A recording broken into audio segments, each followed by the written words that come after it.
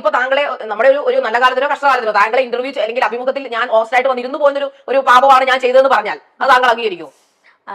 അത് താങ്കളുടെ ജോലി ചെയ്യുന്നു, ഞാൻ എന്റെ ജോലി ചെയ്യുന്നു. എനിക്ക് അതിനകത്ത് അതേ പറയാനുള്ളൂ. അപ്പം again back with the topic Renu Sudhi. അപ്പം ഞാൻ എന്തുകൊണ്ടാണ് ഈ ടോപ്പിക് ഇപ്പം കറണ്ട് സംസാരിക്കുന്നത് എന്ന് വെച്ചാൽ, ഈ ടോപ്പിക് റിലേറ്റ് ചെയ്തിട്ട് ഓൾറെഡി എൻ്റെ ചാനലിൽ ഞാനൊരു വീഡിയോ അപ്ലോഡ് ചെയ്തിട്ടുണ്ട്. അപ്പം എൻ്റെ ചാനൽ ഓൾറെഡി ഞാനൊരു വീഡിയോ അപ്ലോഡ് ചെയ്തിട്ടുണ്ട്. കാരണം എന്താ കണ്ടന്റ് എന്ന് വെച്ചാൽ, രേണു സുധി ശാരികയായിട്ടുള്ളൊരു ഇൻ്റർവ്യൂ മൈൽ സ്റ്റോൺ മേക്കേഴ്സിൽ വന്നിട്ടുള്ളതാണ്. It's an hot seat interview എന്ന് വെച്ചാൽ ഈ ചൂടേറിയ ഇൻ്റർവ്യൂ, ചൂടേറിയ ചൊറിയുന്ന ഒരു മനുഷ്യനും അക്സെപ്റ്റ് ചെയ്യാൻ പറ്റാത്ത രീതിയിൽ, അല്ലെ കാണികളെ ദേഷ്യം പിടിപ്പിക്കുന്ന വെറുപ്പിക്കുന്ന രീതിയിലുള്ള ചോദ്യോത്തരങ്ങളുള്ള ഒരു ഇൻ്റർവ്യൂ. അപ്പോൾ ഈ ഇൻ്റർവ്യൂ ചെയ്തതിന് ശേഷം ആ ഇൻ്റർവ്യൂവർ ആയിട്ടുള്ള ശാരികയ്ക്ക് അത്യാവശ്യം നല്ല രീതിയിലുള്ള പൊങ്കാല അല്ലെങ്കിൽ നെഗറ്റീവ് കമൻസ് പബ്ലിക്കിൻ്റെ സൈഡിൽ നിന്ന് വന്നു. അപ്പം അത് റിയാക്ട് ചെയ്തിട്ട് ശാരികയുടെ ചാനലിൽ വന്ന ഒരു വീഡിയോ ഇട്ടു. അപ്പോൾ ശാരികയുടെ ചാനലിൽ വന്ന വീഡിയോ ഇട്ട എന്താണെന്ന് വെച്ചാൽ, ഇത് ഹോട്ട് സീറ്റ് ഇൻ്റർവ്യൂ ആയതുകൊണ്ടാണ് ഞാൻ രേണു സുധിനോട് ഇങ്ങനെയൊക്കെ ചോദ്യങ്ങൾ ചോദിച്ചത്. രേണു സുധി എനിക്ക് ഭയങ്കര ഇഷ്ടമുള്ളൊരു ആക്ട്രസ്സാണ്, ഞാൻ ഫസ്റ്റ് തൊട്ടേ സപ്പോർട്ട് ചെയ്യുന്ന ഒരാളാണ്, ഞങ്ങൾ സ്നേഹിച്ചുകൊണ്ടാണ് ഇൻ്റർവ്യൂ തുടങ്ങിയത്, കെട്ടിപ്പിടിച്ചുകൊണ്ടാണ് അവസാനിപ്പിച്ചത്, ഇങ്ങനെ എന്തൊക്കെയൊക്കെയോ പറഞ്ഞു. അപ്പം അത് കഴിഞ്ഞതിന് ശേഷം വരുന്ന രണ്ടാമത്തെ ഇൻ്റർവ്യൂ ആണിത്. അപ്പോൾ വൈ ദിസ് ഇൻ്റർവ്യൂ എന്ന് ചോദിച്ചിട്ടുണ്ടെങ്കിൽ, ആദ്യത്തെ ഒരു കാര്യം എന്താണെന്ന് വെച്ചാൽ, ഇവർ രണ്ടുപേരും ഒരുമിച്ച് വന്നാൽ ഈ വീഡിയോ കത്തി കയറിയിട്ടുണ്ടെങ്കിൽ അത് ചാനലിന് ഗുണമാണ്. അതാണ് ദ ഫസ്റ്റ് മെയിൻ റീസൺ എന്ന് പറയുന്നത്. രണ്ടാമത്തെ ഒരു റീസൺ എന്താണെന്ന് വെച്ചാൽ, ശാരികയ്ക്ക് വന്ന നെഗറ്റീവ് കമൻസിന് ഉത്തരം കൊടുക്കുന്ന രീതിയിൽ അവർ പ്ലാൻ ചെയ്തിട്ടുള്ള ഒരു ഇൻ്റർവ്യൂ ആണിത്. കാരണം ഇൻ്റർവ്യൂ ഫുള്ള് ശ്രദ്ധിച്ചിട്ടുണ്ടെങ്കിൽ, മൈൽ സ്റ്റോൺ മേക്കേഴ്സിൽ വന്നത്, ഇൻ്റർവ്യൂ അറ്റൻഡ് ചെയ്തത്, അതിന് ശേഷം നിങ്ങൾക്ക് അങ്ങനെ നടന്നല്ലോ, ഇങ്ങനെ നടന്നല്ലോ, അതാണല്ലോ, ഇതാണല്ലോ എന്നൊക്കെ പറഞ്ഞുകൊണ്ടിട്ട് ഉണ്ടാക്കുന്ന ഒരു സാധനം എന്ന് വെച്ചാൽ, ശാരികേനെ ഒന്ന് നല്ല രീതിയിൽ ഒന്ന് കാണിക്കാൻ വേണ്ടി കാണിച്ചിട്ടുള്ള ഒരു സാധനം.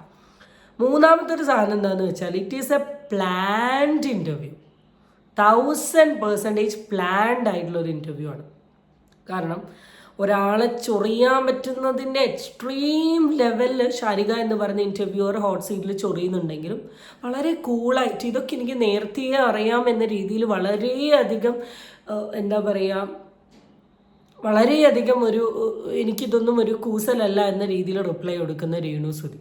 ഇതിൽ നിന്ന് ഞാൻ അറിയാം, ഇറ്റ്സ് എ പ്ലാൻഡ് വീഡിയോ. കാണുന്ന കാണികളെ കളിയാക്കിക്കൊണ്ടോ അല്ലെ കബളിപ്പിച്ചു കൊണ്ട് എടുക്കുന്ന ഒരു വീഡിയോ. സത്യസന്ധമായി പറയാം, ഞാനാണ് ഈ ഹോട്ട് സീറ്റിൽ ഇരിക്കുന്നതെങ്കിൽ ഡെഫിനറ്റ്ലി ഞാൻ ദേഷ്യം പിടിച്ച് റിയാക്ട് ചെയ്ത് ഞാൻ ഇറങ്ങിപ്പോവും. ബിക്കോസ് ദ വേ ശാരിക ആസ് ദ ക്വസ്റ്റ്യൻ, അല്ലെങ്കിൽ ആൾ ചോദിക്കുന്ന ചോദ്യങ്ങളാണെങ്കിലും സംസാരിക്കുന്ന രീതിയാണെങ്കിലും ആളുടെ വായിൽ വരുന്ന വാക്കുകളാണെങ്കിലും ഡെഫിനറ്റ്ലി ആ സീറ്റിലിരിക്കുന്ന ആൾക്കാർ അത്രത്തോളം ഇറിറ്റേറ്റ് ചെയ്ത് പ്രൊവോക്ക് ചെയ്യുന്നൊരു സാധനം. അതിനെ അയ്യോ പാവം ഒന്നുമല്ല എന്ന രീതിയിൽ ക്രിയേറ്റ് ചെയ്യുന്നുണ്ടെങ്കിൽ, I believe it's A completely planned stupid drama. So നമുക്ക് ആ ഇൻ്റർവ്യൂവിൽ വളരെ കുറച്ച് ഭാഗങ്ങളൊന്ന് നോക്കി നോക്കാം.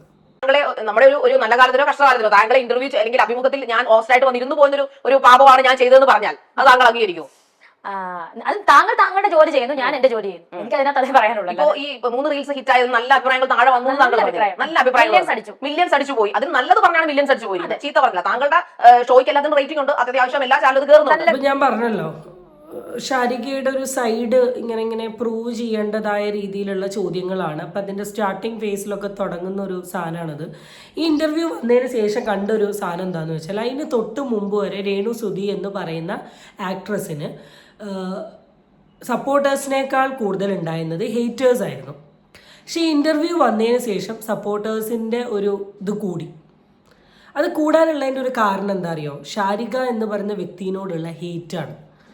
കാരണം ഇപ്പോൾ രേണു സുധി എന്ന് പറയുന്ന പെർട്ടിക്കുലർ ആക്ട്രസ് ചെയ്യുന്ന ചില കോപ്രായത്തരങ്ങളോട് ഉള്ള നെഗറ്റിവിറ്റി മാത്രമേ ജനങ്ങൾക്കുള്ളൂ. അല്ലാണ്ട് രേണു സുധി എന്ന് പറയുന്ന ഒരു വ്യക്തിയോട് അവർക്ക് വെറുപ്പില്ല. അങ്ങനെയാണെങ്കിൽ ശാരിക ഇൻ്റർവ്യൂവിൽ ഇത്രയും പ്രൊവോക്ക് ചെയ്ത് മോശമായ രീതിയിൽ രേണു സുധീനോട് ചോദിക്കുന്ന സമയത്ത് ഓട്ടോമാറ്റിക്കലി ശാരികനെ സപ്പോർട്ട് ചെയ്ത് ക്ലാപ്പ് അടിക്കുകയാണ് ചെയ്യുക. ഇതത് ചെയ്തിട്ടില്ല. കാരണം അവർക്ക് ഇഷ്ടമാണ്, രേണു സുധീനെ സ്നേഹിക്കുന്നവരുണ്ട്, ഇഷ്ടപ്പെടുന്നവരുണ്ട്. ഇത്രയൊക്കെ ആണെങ്കിലും ഷീസ് എ ലേഡി. അപ്പം ആ ലേഡീനെ വന്നിട്ട് ശാരിക യൂഷ്വലി എല്ലാ ഇൻ്റർവ്യൂസിലും കാട്ടുന്ന ഈ ചൊറിയൻ വർത്താനം കാണിച്ച സമയത്ത് ഓട്ടോമാറ്റിക്കലി അവരെന്ത് ചെയ്തു, ഇവരെ രേണുവിനെ അങ്ങ് സപ്പോർട്ട് ചെയ്തു. കാരണം രേണു എല്ലാ ചോദ്യത്തിനും കൊടുക്കുന്ന ഉത്തരത്തിന് പറയുന്ന രീതിയും, അല്ലെങ്കിൽ ശാരിക ചോദിച്ച സാധനത്തിന് മുമ്പിലൊന്നും വീണു പോകാണ്ട് വളരെ സ്ട്രോങ് ആയി നിന്ന സമയത്ത് അവിടെ കയറി സപ്പോർട്ട് ചെയ്തു. അത്രയേ ഉള്ളൂ. മിക്ക ഇൻ്റർവ്യൂസ് ഷാരികേൻ്റെ അടുത്ത് നോക്കുകയാണെങ്കിലും എന്തായാലും അതിൽ കുറച്ച് നെഗറ്റീവ് കമൻസ് ഒക്കെ ഓട്ടോമാറ്റിക്കലി ഉണ്ടാവും. അല്ലാണ്ട് ഫുള്ള് പോസിറ്റീവ് കിട്ടുന്ന ആളൊന്നുമല്ല. ഞാനിത് ഫസ്റ്റ് ടൈം ഒന്നുമല്ല. ഞാൻ ഈ ഹോട്ട് സീറ്റ് ഇൻ്റർവ്യൂ ഷാരികയുടെ തന്നെ ഫസ്റ്റ് കാണുന്ന മൈത്രേൻ്റെ ഇൻ്റർവ്യൂ ആണ്. അതിൻ്റെയൊക്കെ താഴെ ഞാൻ വായിച്ചപ്പോൾ ഫുള്ള് നെഗറ്റീവ്, ഒരൊറ്റ പോസിറ്റീവ് കമൻ്റ് ഇല്ല. ഇച്ചിരി ബുദ്ധിയുള്ള ആൾക്കാരെ കൊണ്ടുവരുത്തുക മൈത്രേൻ്റെ ഇൻ്റർവ്യൂ എന്നൊക്കെ പറഞ്ഞു. അപ്പോൾ താങ്കളുടെ എല്ലാ വീഡിയോസിനും പൊതുവേ നെഗറ്റീവ് കമൻസ് തന്നെയാണുള്ളത്. ഇത് പിന്നെ രേണുസുതി ആയതുകൊണ്ട് video goes viral. That's it. ലൈഫിലെ ടേണിംഗ് പോയിന്റ് ഹോട്ട് സീറ്റിന് മുമ്പും പിമ്പും എന്ന് പറഞ്ഞാൽ ശരിയാവത്തില്ലേ? തീർച്ചയായിട്ടും. കാരണം നെഗറ്റിവിറ്റി മാറി പോസിറ്റിവിറ്റിയിലേക്ക് വന്നത് ഈ ഹോട്ട് സീറ്റ് കഴിഞ്ഞിട്ടാണ്.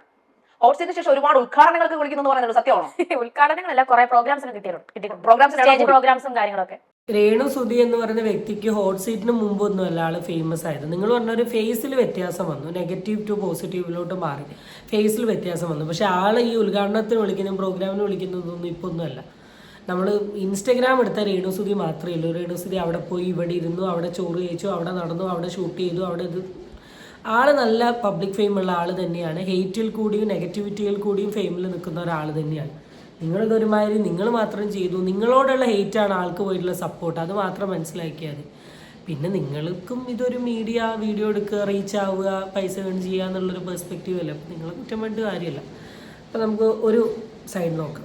രേണു ഒരു കാര്യം ചോദിക്കട്ടെ, നിങ്ങൾ എന്റെ ചോദ്യങ്ങൾക്ക് കഴിഞ്ഞ ഹോട്ട് സീറ്റിൽ എന്റെ ചോദ്യങ്ങൾക്കും ആ സീറ്റിലും നിങ്ങൾ നീതി പുലർത്തി, നിങ്ങൾ അത് ഓക്കെ ആയിരുന്നു, നിങ്ങൾ പെർഫെക്റ്റ് ആയിട്ടാണോ ആ ഹോട്ട് സീറ്റിൽ ഇരുന്നിരുന്നത്? തീർച്ചയായിട്ടും ഓരോ ചോദ്യങ്ങൾക്കും ഞാൻ പെർഫെക്റ്റ് ആയിട്ട് തന്നെ ആൻസർ പറയുന്നുണ്ടായിരുന്നു. എന്തെങ്കിലും ഉണ്ടെങ്കിൽ ഞാൻ പറയും എനിക്ക് സംസാരിക്കാൻ പറ്റില്ല എന്ന് രേണുസുതി പറഞ്ഞിരിക്കും. ആ ഷോയിൽ നിങ്ങൾ കംഫർട്ടബിൾ ആയിരുന്നു, 100% കംഫർട്ടബിൾ ആയിരുന്നു ഇല്ലയോ? ഇപ്പൊ നിങ്ങൾ ഈ ലോകത്തോട് വിളിച്ച് വെല്ലുവിളിക്കുന്നു, നിങ്ങൾ 100% കംഫർട്ടബിൾ ആയിരുന്നു. എനിക്ക് ഇനിയിപ്പം ഇതിനപ്പുറം ഇനി ചോദിച്ചാലും രേണു എന്നും കംഫർട്ടബിൾ ആയിട്ട് തന്നെ ഉത്തരം പറയുന്നത്. അതാണ് രേണുവിന്റെ ഒരു പ്രത്യേകത. ഇതാണ് ഞാൻ പറഞ്ഞത്, ഷാരികേന്റെ നെഗറ്റിവിറ്റി അവോയ്ഡ് ചെയ്യാൻ വേണ്ടിയിട്ടുള്ള ഒരു കളിയാണെന്ന്. കാരണം ഷാരിക രേണുസുധീനെ കുറേ ഇറിറ്റേറ്റ് ചെയ്തു എന്ന രീതിയിലാണ് കമൻറ്റ് വന്നത്. ആ കമൻറ്റ് ഓട്ടോമാറ്റിക്കലി രേണുസുധിക്ക് എന്ത് ചെയ്യണം, ഷാരികയ്ക്ക് എന്ത് ചെയ്യണം, മാറ്റണം. അതിന് വേണ്ടിയിട്ടുള്ളൊരു ചോദ്യമാണിത്. ആയിക്കോട്ടെ, ചിലപ്പോൾ രേണുസുധി ഇതിൽ കംഫർട്ടബിൾ ആയിരിക്കും, ഷാരിക കംഫർട്ടബിൾ ആയിരിക്കും, ക്യാമറാമാനും പ്രൊഡ്യൂസറും ഒക്കെ കംഫർട്ടബിൾ ആയിരിക്കും. കാണുന്ന ജനങ്ങൾക്ക് അഭിപ്രായം പറഞ്ഞൂടെ? അവരോട് അഭിപ്രായം പറയരുതെന്ന് പറയാൻ പറ്റുമോ? കാരണം അവരെല്ലാവരും കാണുന്നത് കൊണ്ടല്ലേ നിങ്ങളുടെ വീഡിയോന് റീച്ച് കിട്ടുന്നത്. അപ്പം അവർക്ക് കണ്ടപ്പോൾ ഇത് അരാജകത്വമായി തോന്നി, അവർ കമന്റ് ഇട്ടു. അതിന് പ്രത്യേകിച്ച് പറയേണ്ട ആവശ്യമൊന്നുമില്ല. ആ ഷോ നിങ്ങളെ ഒരു തരത്തിൽ ബുദ്ധിമുട്ടിച്ചില്ലല്ലോ? എനിക്കൊരു തരത്തിൽ ബുദ്ധിമുട്ടുണ്ടായിട്ടില്ല. ജനങ്ങൾ എന്തായാലും കേട്ടു തന്നെയാണ് എന്റെ വിശ്വാസം. രേണുസുധി ആ ഹോട്ട് സീറ്റിൽ കംഫർട്ടബിൾ ആയിരുന്നു എന്നുള്ളത്. ഞാൻ ഏത് ചോദ്യങ്ങൾക്ക് മുന്നിൽ ഞാൻ കംഫർട്ടബിൾ ആയിട്ടാണ് ഉത്തരം പറയുന്നത്. എനിക്ക് ഇഷ്ടപ്പെടാത്ത അല്ലെങ്കിൽ എനിക്ക് കംഫർട്ടബിൾ അല്ലെങ്കിൽ ഞാൻ സംസാരിക്കത്തില്ല. അതായത് ഇപ്പൊ ഈ ഹോട്ട് സീറ്റ് അല്ല, ഷാരിക അല്ല, ഏത് ആങ്കർ ആണെങ്കിലും എനിക്ക് കംഫർട്ടബിൾ അല്ല. ഏത് ആങ്കറിന്റെ കാര്യം അവിടെ നിൽക്കട്ടെ, നിങ്ങളിപ്പോ നിങ്ങൾക്ക് പോസിറ്റിവിറ്റി തന്ന ഒരേ ഒരു ഷോ ഈ ഹോട്ട് സീറ്റും ഈ ആങ്കറുമാണ്. അതിനൊരു സംശയമില്ലല്ലോ. നിങ്ങൾ ഇതിനു മുമ്പ് കുറേ ഷോ നിങ്ങൾ ഇതിങ്ങനെ പോസിറ്റിവിറ്റി എന്നോ ജീവിതകാലം മുഴുവനുള്ള സാധനമല്ല പോസിറ്റിവിറ്റി. വേണമെങ്കിൽ നാളെ ഇത് നെഗറ്റിവിറ്റി ആവാം. ചിലപ്പോൾ ഈ ഇന്റർവ്യൂ കൂടെ തന്നെ രേണുവിന് ചിലപ്പോൾ ഹെയ്റ്റ് വരാം. കാരണം ഇവർ രണ്ടുപേരും പ്ലാൻ ചെയ്ത് കാണിക്കുന്ന ഒരു ഡ്രാമ പരിപാടിയാണ്. അല്ലെങ്കിൽ ഇവരുടെ ഭാഗം സേഫ് ആക്കാൻ വേണ്ടി രേണുസുധി അവിടെ പോയി ഇരിക്കുകയാണെന്നുള്ള ഒരു ആംഗിൾ കിട്ടിയിട്ടുണ്ടെങ്കിൽ ഇവിടെ ഓട്ടോമാറ്റിക്കലി നെഗറ്റീവ് വരാം. പിന്നെ എന്ത് പോസിറ്റിവിറ്റി കൊടുത്തു എന്നാണ് പറയുന്നത്? നിങ്ങൾ പോസിറ്റിവിറ്റി കൊടുത്തു എന്ന് കരുതിയിട്ട് ഇപ്പം എന്ത് മാറ്റം അവിടെ പ്രത്യേകിച്ച് ഉണ്ടാവുന്നത്? സ്വന്തം സൈഡ് വെളുപ്പിക്കാനാണെങ്കിൽ ഇതങ്ങ് സംസാരിച്ചാൽ പോരെ, പിന്നെ വെറുതെ. നിങ്ങൾ ഇതിനു മുമ്പ് കുറേ ഷോ ചെയ്തിട്ടുണ്ട്, കുറേ ഇന്റർവ്യൂസ് കൊടുക്കുന്നു, കുറേ റീൽസ് ചെയ്യുന്നു. ഇതിലൊക്കെ നിങ്ങൾ നെഗറ്റീവിന്റെ രാജകുമാരിയായിരുന്നു. ഇപ്പോഴാണ് നിങ്ങൾ പോസിറ്റീവിന്റെ രാജകുമാരിയായത്. അക്കൂട്ടത്തിൽ നിങ്ങളുടെ അഭിനയ ആൾക്കാരെ പ്രശംസിക്കുന്നു, പുകഴ്ത്തുന്നു. ഇതേ അഭിനയം കൊള്ളാതായ്മ പറഞ്ഞിട്ടാണ്. അതായത് നിങ്ങൾ ഇനിയും അഭിനയിച്ചത് കൊള്ളത്തില്ല, അല്ലെങ്കിൽ നിങ്ങൾ അഭിനയം മോശമാണ്, നിങ്ങളുടെ മുഖം ഇങ്ങനെ. ഇപ്പൊ രേണുസുധി ഒക്കെ ഭയങ്കര സുന്ദരിയാവുന്നു, രേണുസുധി ഇപ്പൊ ഭയങ്കര ആർട്ടിസ്റ്റ് ആണ്, രേണുസുധി അഭിനയം പഠിച്ചു തുടങ്ങിയിരിക്കുന്നു. ഇതൊക്കെ സത്യത്തിൽ ഈ ഷോ കൊണ്ടുണ്ടായ ലാഭങ്ങളല്ലേ? അതിപ്പം ഈ ശാലി പറഞ്ഞ പോലെ രണ്ട് വെള്ളത്തിൽ ചവിട്ടുന്ന പ്രേക്ഷകർ എന്ന് പറഞ്ഞില്ല. അതായത് നെഗറ്റീവ് പറയുന്നത് തന്നെയാണ് പോസിറ്റീവ് പറയുന്നത്, പോസിറ്റീവ് പറയുന്നത് തന്നെയാണ്. അതിപ്പോ അഭിനയ മികവ് എനിക്കറിയില്ല മികവ് സംഭവിച്ചിട്ടുണ്ടോ എന്നുള്ളത്. കാരണം ഇപ്പോൾ ഒരാൾ ചെയ്തുകൊണ്ട് നിൽക്കുമ്പോൾ എന്തായാലും ബെറ്റർ ആവും. ഞാൻ ജോലിക്ക് കയറി ആദ്യത്തെ 2 മാസം ഞാൻ ചെയ്യുന്ന പോലെയല്ല ഇനി 3-ാം കൊല്ലം ഞാൻ ചെയ്യുന്നത്. കാരണം experience makes A person perfect. അപ്പോൾ ആൾ അഭിനയിച്ച് അഭിനയം കുറച്ച് വൃത്തിയായി തോന്നിയിട്ടുണ്ടാവും. അപ്പോഴായിരിക്കും ഓട്ടോമാറ്റിക്കലി അഭിനയം ബെറ്റർ ആയി എന്ന് പറയുന്നത്. ശാലി പറഞ്ഞ പോലെ രണ്ട് വെള്ളത്തിൽ ചവിട്ടുന്ന പ്രേക്ഷകർ എന്ന് പറഞ്ഞില്ല. അതായത് നെഗറ്റീവ് പറയുന്നത് തന്നെയാണ് പോസിറ്റീവ് പറയുന്നത്, പോസിറ്റീവ് പറയുന്നത് തന്നെയാണ് നെഗറ്റീവ് വീണ്ടും പറയുന്നത്. സോ അവരുടെ ആ ഒരു മാനസികാവസ്ഥയിൽ അവർ ചെയ്യുന്ന കാര്യങ്ങളാണ്. ഇപ്പം എന്തായാലും ഈ ഒരു ഷോയിലൂടെ തന്നെയാണ് ആ ഒരു പോസിറ്റീവ് വന്നത് തന്നെ. 2 തോണി കാലിടുകയല്ല. എല്ലാ വ്യക്തിക്കും ജീവിതകാലം മുഴുവൻ പോസിറ്റീവായി നിൽക്കാൻ പറ്റില്ല. അവന് പോസിറ്റീവ് ഫേസും ഉണ്ട്, നെഗറ്റീവ് ഫേസും ഉണ്ട്. നല്ലത് കണ്ടാൽ കൈയടിക്കും, ചീത്ത ചെയ്താൽ ചീത്തതാന്ന് തന്നെ പറയും. ഇപ്പം എൻ്റെ ചാനലിടുന്ന എല്ലാ വീഡിയോസും എടുത്ത് നോക്കുകയാണെങ്കിൽ എല്ലാ വീഡിയോസിലും നല്ല കമൻ്റ് ഒന്നുമില്ല. നല്ല വീഡിയോ ഇടുമ്പോൾ നല്ല പറയും. ഞാൻ ഇടുന്ന വീഡിയോയിൽ ആർക്കെങ്കിലും ഒരു അഭിപ്രായ വ്യത്യാസം തോന്നിയിട്ടുണ്ടെങ്കിൽ അവർ നെഗറ്റീവും പറയും. എന്നിരുന്ന് ഇവരെങ്ങനെ 2 കാലിൽ ഇടുക എന്നുള്ളത് പറയുക.